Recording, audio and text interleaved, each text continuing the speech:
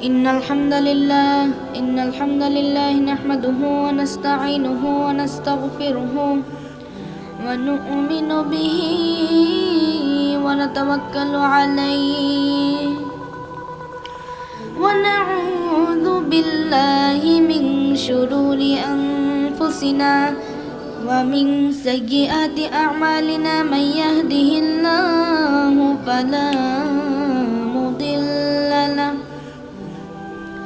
ومن يضلل فلا هادي له أي فلن تجد له وليا مرشدا ونشهد أن لا إله إلا الله وحده لا شريك له الذي لا ضد له ولا ند له لا مثل له ولا مثيل له لا وزير له ولا كفيل له لا شبه له ولا شبيه له لا ولد له ولا والد له وهو الواحد الفرد الصمد لم يلد ولم يولد ولم يكن له كفوا أحد ونشهد أن سيدنا ونبينا وحبيبنا وبشيرنا ونذيرنا وطبيبنا وطبيب أرواحنا محمدا عبد الله ورسوله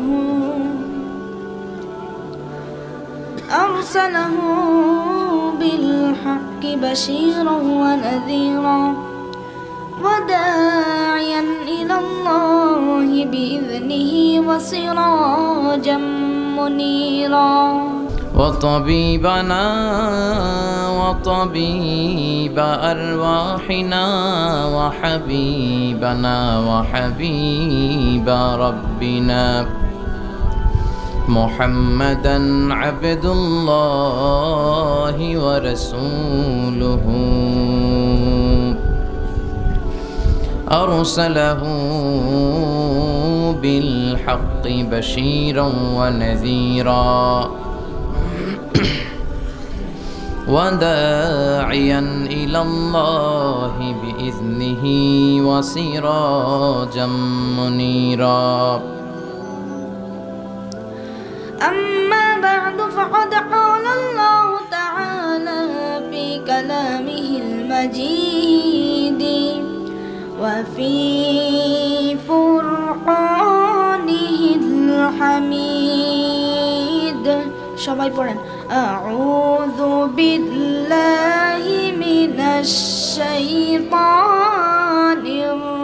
الرجيم بسم الله الرحمن الرحيم تبارك الذي بيده الملك وهو على كل شيء قدير الذي خلق الموت والحياة ليبلوكم أيكم أحسن عملا وهو العزيز الغفور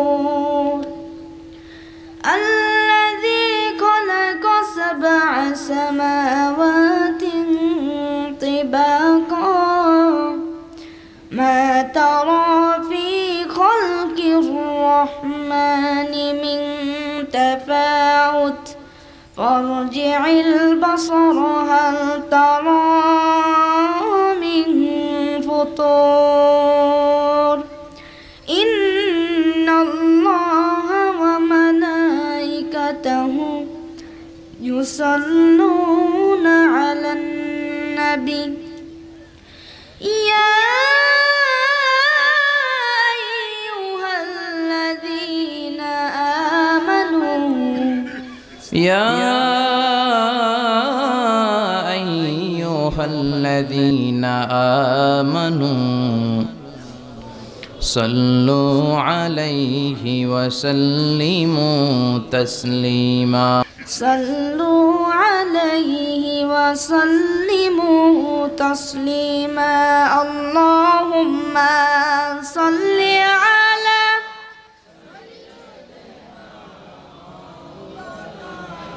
محمد وعلى آل سيدنا مولانا মুহাম্মদ। চন্দ্র সূর্য গ্রহ তারা ডেকে বলে আজ আমাদের খুশির দিন। এই রবেতে তশরিফ আনলেন রহমাতাল লিল আলামিন। আল্লাহুম্মা সাল্লি আলা مولانا محمد وعلى آل سيدنا مولانا محمد। মন আমার কাঁদে রে দিল আমার কাঁদে রে যেতে সোনার মদিনা। সবাই পড়েন সবাই পড়েন। মন আমার কাঁদে রে দিল আমার কাঁদে রে যেতে সোনার মদিনা। ওই মদিনার পথের ধুলি ওই মদিনার পথের ধুলি জোড়ায় মন বেদনা। আল্লাহুম্মা সাল্লি আলা সাইয়্যিদিনা মাওলানা মুহাম্মদ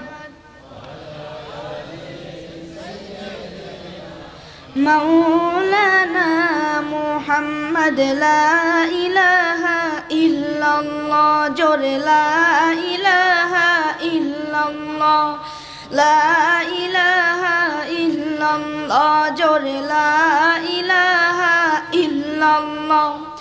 আল্লাহ নামের জিকির করবে যারা আল্লাহর কাছে প্রিয় তারা। আল্লাহর কাছে প্রিয় যারা জান্নাতে প্রবেশ করবে তারা জোরে লা ইলাহা ইল্লাল্লাহ।